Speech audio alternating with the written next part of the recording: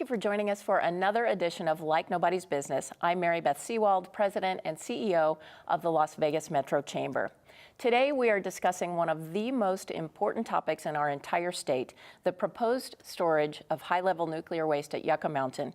Yucca Mountain has been one of the most contested issues in our state for more than 30 years. The Las Vegas Metro Chamber of Commerce has been staunchly opposed to any storage of nuclear waste at Yucca Mountain. But the Trump administration has been taking steps to restart the licensing process, and both the U.S. House and Senate are considering legislation this year to fund it.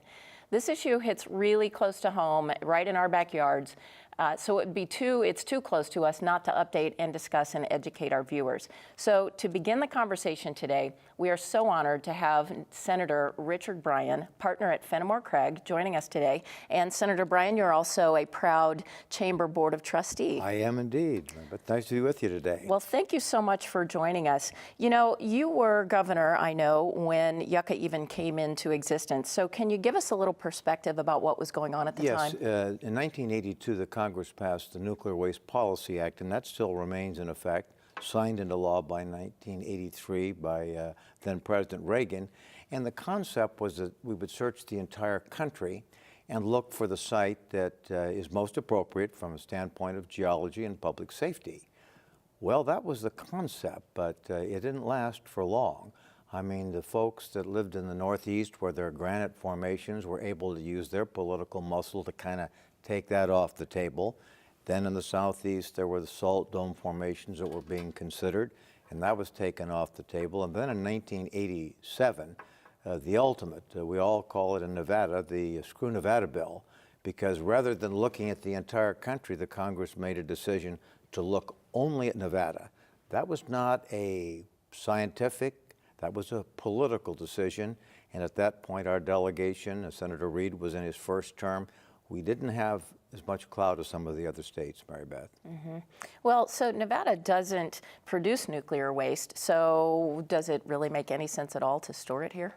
Well, I mean, originally the geology at Yucca Mountain is called welded tuff, and it was believed at that time that that would be able to contain the nuclear radionuclides without an engineering barrier.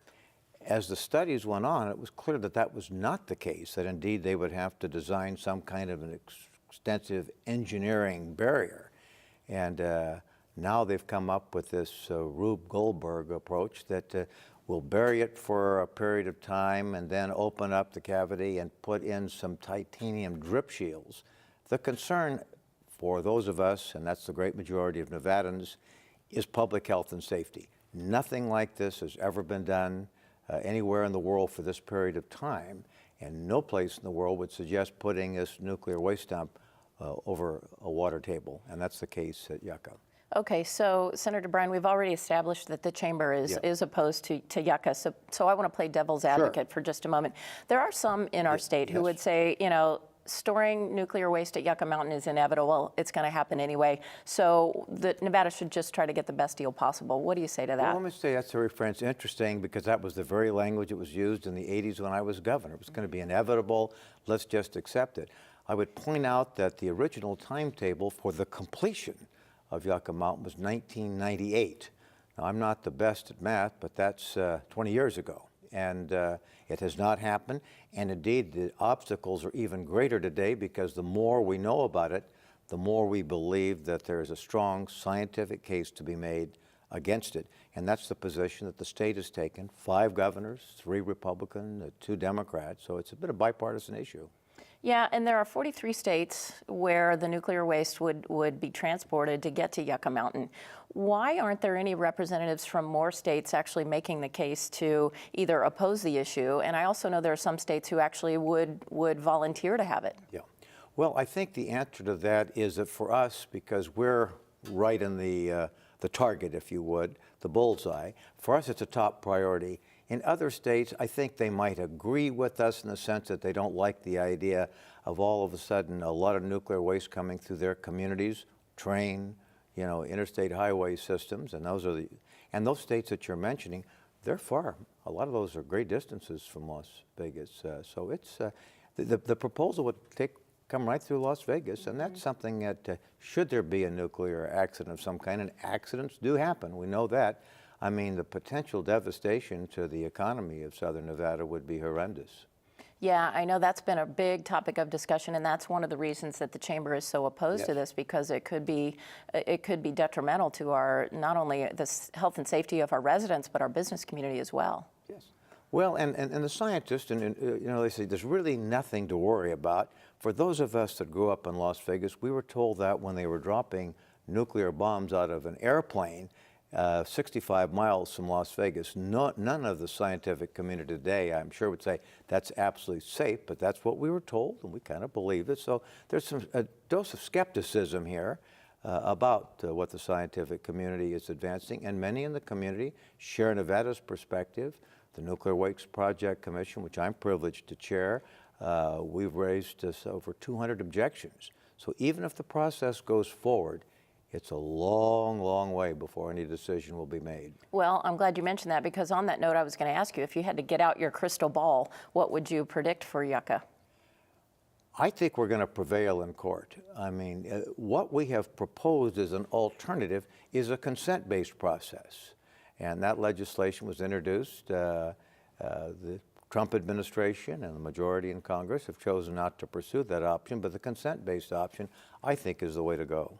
Okay, very good. Well, thank you so much, Senator Bryan, for joining us today. We can't tell you how much we appreciate your insights for our audience. I've enjoyed it. Thank you very much for the Chamber's strong opposition. I appreciate that. Well, thank you very much. Coming up next, find out what Nevada is doing now to keep nuclear waste out of our backyard. We'll be right back.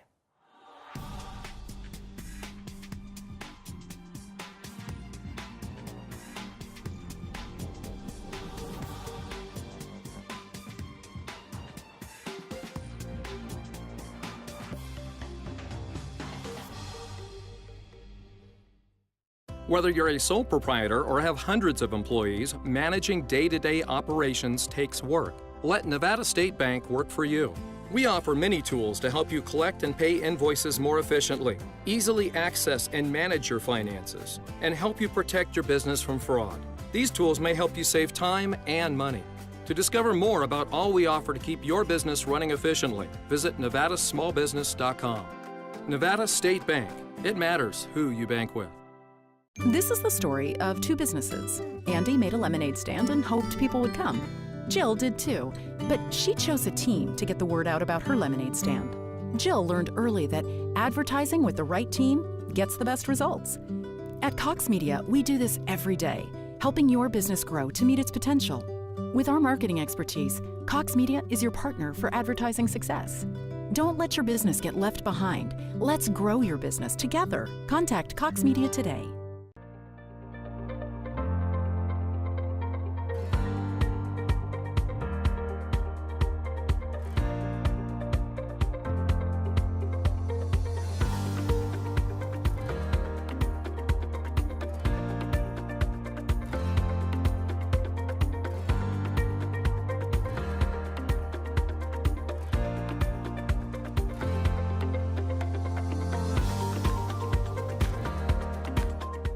I'm Dennis Conway, the owner of Conway Communications, and I referred Gary Krupp to City National.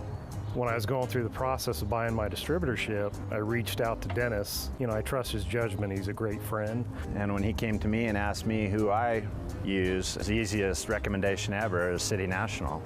The main difference is the personal relationship. You know, you walk into the bank, everyone knows you by name.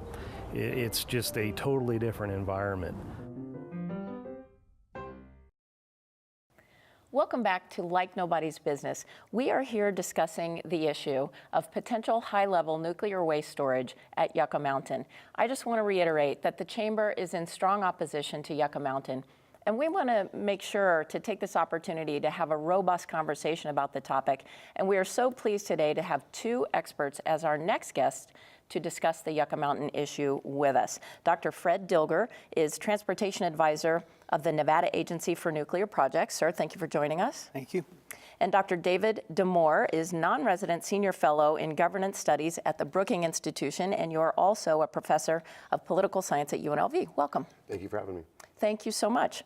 Dr. Dilger, what is the status of Yucca Mountain legislation, and what are some of the strategies that the agency is working on?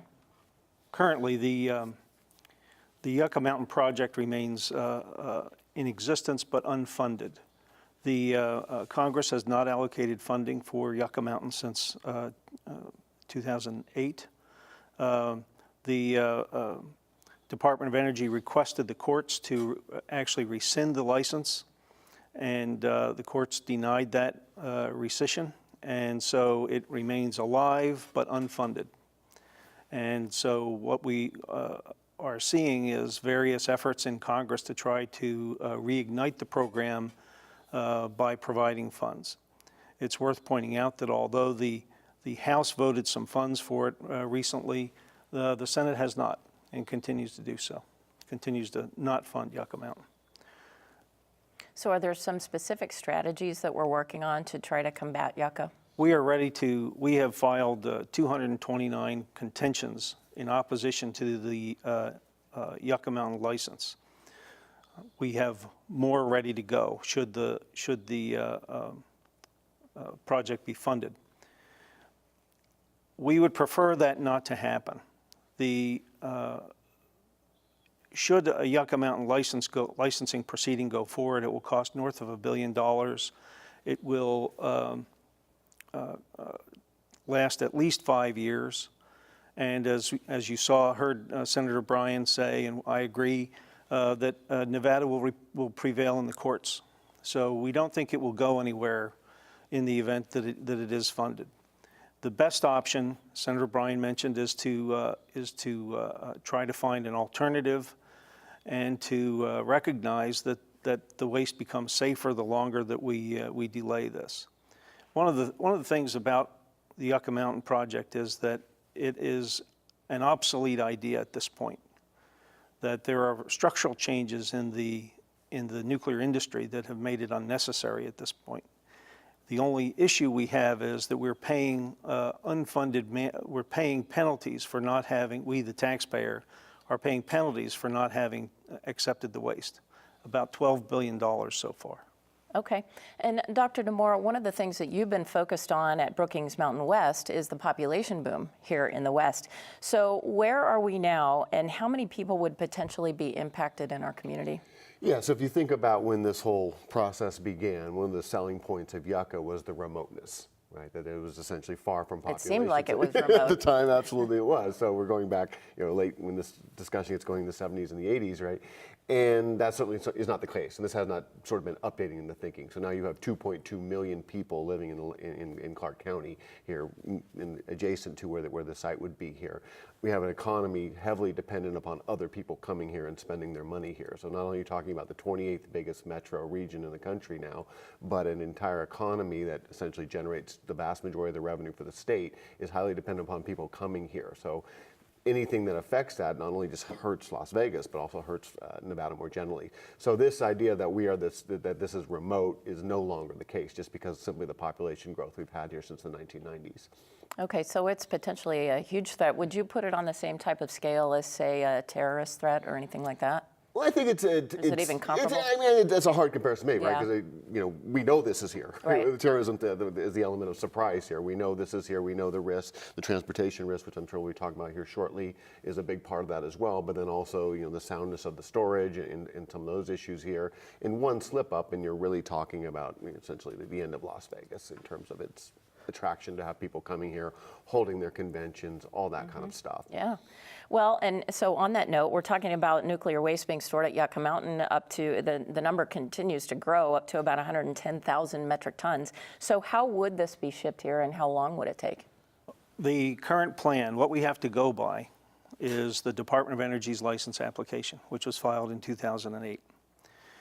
What they said in the license application is that they would send approximately 6,948 casks, about 2 to 3 trains a week, and about 2,400 truck casks, about 1 to 2 trucks a week for 50 years.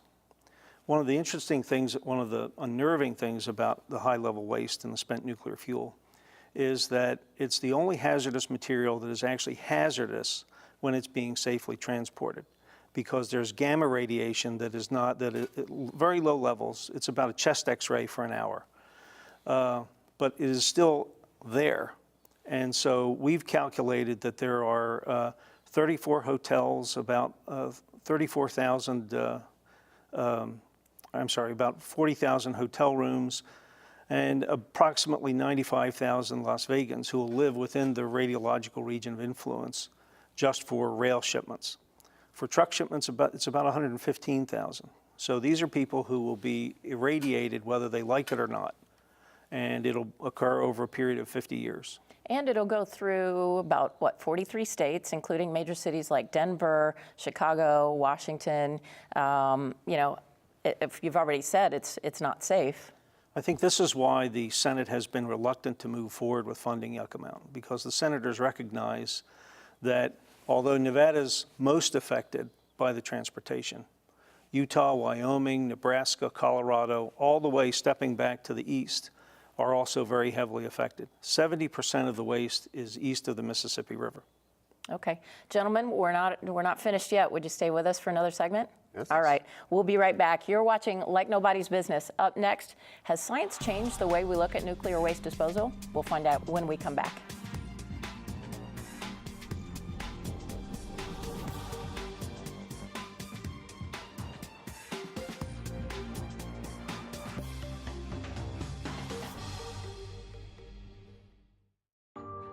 Life's journey isn't just about what happens. At Nevada State Bank, we believe it's about who it happens with. The people who are there for I Do and for Welcome Home. The people who are there for your growing business. And the ones who are there for a lifetime. For every moment of life's journey, the people of Nevada State Bank are here for you. Because it matters who you spend life's moments with. And it matters who you bank with. Nevada State Bank. This is the story of two businesses. Andy made a lemonade stand and hoped people would come. Jill did too, but she chose a team to get the word out about her lemonade stand. Jill learned early that advertising with the right team gets the best results. At Cox Media, we do this every day, helping your business grow to meet its potential. With our marketing expertise, Cox Media is your partner for advertising success. Don't let your business get left behind. Let's grow your business together. Contact Cox Media today. The Nevada Broadcasters Association presents the 23rd Annual Hall of Fame Gala, honoring Rossi Rollencotter, Don Logan, and this year's Lifetime Achievement recipient, Hank Thornley, Las Vegas's first television news director and anchorman. Celebrating our 2018 Hall of Fame inductees and Foundation Scholarship recipients. It's the Nevada Broadcasters Association's Hall of Fame Gala. For tickets, visit nevadabroadcasters.org. I'm Jim Pisanelli, partner and co-founder of Pisanelli Bice, and I referred Todd Bice to City National Bank. Jim had a pre-existing relationship with the bank. When I began to discuss financial needs, principally in the sort of wealth management realm, Jim put me in contact with someone there that he already trusted. One of the wealth management executives came up from Los Angeles and put the package together for me, made recommendations, and we've been moving forward ever since then. Welcome back to Like Nobody's Business. We are continuing our conversation on Yucca Mountain. We are here with Dr. Fred Dilger, Transportation Advisor of the Nevada Agency for Nuclear Projects, and also Dr. David Damore, non-resident Senior Fellow in Governance Studies at the Brookings Institution, also a poli-sci professor at UNLV. Welcome back, gentlemen. Thank you. Thank you so much. Let's look at the other side for just a moment. Proponents of Yucca Mountain say that the storage of nuclear waste opens up some economic opportunities. What would the two of you say to that argument? Well, what you often will hear is that sort of very in the abstract. right? And one of the things that often comes up is the reprocessing. Why don't we make this a reprocessing center? But the policy of the United States for 40 years has been not to do reprocessing. It's never been a part of our energy portfolio. So people look to France, look to the other countries where it's happening. We've never done that. And the reason why, if you go back to the 70s, was concerns about nuclear proliferation. That was the Carter and Ford sort of mantra, and that's carried forward. I think Reagan, they tried to relax that a little bit. I think there was an effort to try reprocessing, but there just wasn't the market created for that. We put our energy policy, obviously, in coal, and increasingly in natural gas and renewables, and nuclear reprocessing has never really been a part of that discussion. So any of this economic benefit in reprocessing, you're talking about a shift in a policy that's 4 decades old. Mm-hmm. Okay, Dr. Dilger, what other places would you say, or would you suggest, what other places are being considered for this storage? Well, in the United States, the 1987 Act specifically prohibited looking anywhere else. And in fact, one of the things that it did, it prohibited looking in crystalline rock, which is where most of the rest of the world is trying to dispose of their waste, which is a very unusual oddity. But other nations in the world are looking at different geologic formations. No one else in the world is trying to put a nuclear waste repository into volcanic tough rock. They're looking at salt, they're looking at clay, they're looking at crystalline rock. And so we're certainly an outlier there. One of the interesting things about Yucca Mountain is that the regulatory regime has improved as science has improved, and Yucca Mountain would no longer even be considered as a possible site under international regulations. Interesting. Okay, so Dr. Damore, you talk about politics versus the policy. How should our country be looking at Yucca, do you think, and the whole issue? And what would you say, members of Congress, in terms of a better approach for our country's nuclear waste storage? Well, this is very much the not in my backyard problem. Yeah. Right? Nobody wants this, right? And if you look at the map of where the plants are, there's very few in the West, right? There's a couple in Arizona, a couple in California, I think one in Washington. They're all to the east of the Mississippi River. So the people who benefited from nuclear power don't really want to pay for their externalities. It's very simple. If you're on the East Coast, well, we'll just ship it across the country, bury in the desert, problem solved here. But there's no consensus for that policy, right? Never got buy-in from Nevada. After they reduced the sites from what, there were 4 or 5 originally to 1, it's being imposed upon us. Now everybody's coming, well, why don't you guys cut deals? That was never, ever part of the discussion. It was simply imposed upon us when we were very politically weak. And you saw what happened when we had Senator Reid in there, and obviously President Obama were very much in favor of not having this move forward here, and they did everything they could. But with the federal government, you can starve it, but it's really hard to kill it. Right. If both of you had a crystal ball, what would you say is next? We asked Senator Bryan that question. What's next and do you foresee it coming to Nevada? I do not believe Yucca Mountain will ever be constructed. When we look at the Department of Energy's track record in terms of constructing and doing things like this, we think there's a lot of problems there, and I expect that even if the license were to be funded, the licensing effort were to be funded in the near term, it would not receive enough funds over time, which is consistent, which has happened in the past, and then it would sputter on for a number of years. And this is it would be better to try to get a fix. You're exactly right. We have a national problem without a national solution because the plants are scattered all over the country. There are some places that need urgent, immediate action, like California, and there are other places that don't need immediate action and where the waste could be stored safely for hundreds of years. At the Chamber, we every year we take a group delegation to Washington, D.C., and we've met with Congressman Shimkus from Illinois, and he continues to insist that he will make this happen. So, Dr. Damore, what would you say is going to happen? Well, clearly, there is a segment, particularly in the House, that is quite adamant of this here, but as we've seen, as it moves through the process, I think one thing we have going for us is the dysfunction at the national level, right? Their inability to essentially pass a budget, and this stuff has been getting stripped out here. So, it's hard to separate the politics from the policy here, but certainly there is a constituency that is pushing for this here, but it's not broad-based. And, as long as we get this continual dysfunction in Washington, I think it sort of plays to our benefit to some degree here. At the end of the day, you're back to your original question, I think you're just going to see a continuation. We're going to fight it, we'll go to the courts, we'll do what we can here and delay, and then hopefully at some point we get more of a consensus-based program. Some sort of interim storages, I think, has been talked about as well there. But at the present time, one of the misperceptions about this, I think, is that this is a turnkey operation. But there's pretty much been nothing there, right? You're starting essentially from all over. It's actually worse than not turnkey. Nothing was ever constructed at Yucca Mountain except the exploratory study facility through Yucca Mountain. And that's been inhabited by bats now, and so it's actually hazardous and would have to be cleaned out before anything were to be done.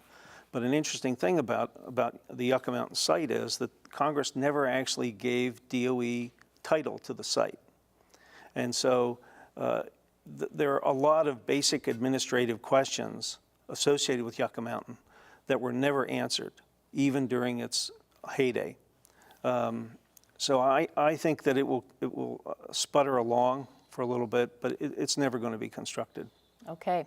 Dr. Dilger and Dr. Damore, thank you so much for joining us today. Thank you. Very welcome. Really appreciate it. Hopefully we'll be able to have you back on another edition of Like Nobody's Business. All right. Thank you so much for watching this edition of Like Nobody's Business. If you want to learn even more about Yucca Mountain and this issue, the Chamber will be hosting an Eggs and Issues event with Congresswoman Dina Titus later this summer, so you'll definitely want to join us for that.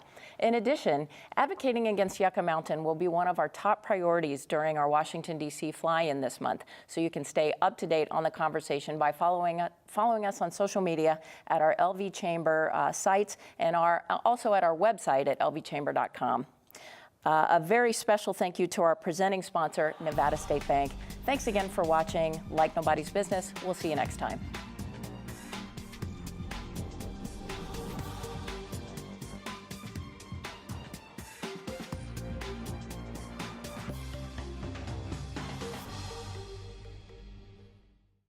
Whether you're a sole proprietor or have hundreds of employees, managing day-to-day operations takes work. Let Nevada State Bank work for you. We offer many tools to help you collect and pay invoices more efficiently, easily access and manage your finances, and help you protect your business from fraud. These tools may help you save time and money. To discover more about all we offer to keep your business running efficiently, visit nevadasmallbusiness.com. Nevada State Bank. It matters who you bank with. This is the story of two businesses. Andy made a lemonade stand and hoped people would come. Jill did too, but she chose a team to get the word out about her lemonade stand. Jill learned early that advertising with the right team gets the best results. At Cox Media, we do this every day, helping your business grow to meet its potential. With our marketing expertise, Cox Media is your partner for advertising success. Don't let your business get left behind. Let's grow your business together. Contact Cox Media today. Life's journey isn't just about what happens. At Nevada State Bank, we believe it's about who it happens with.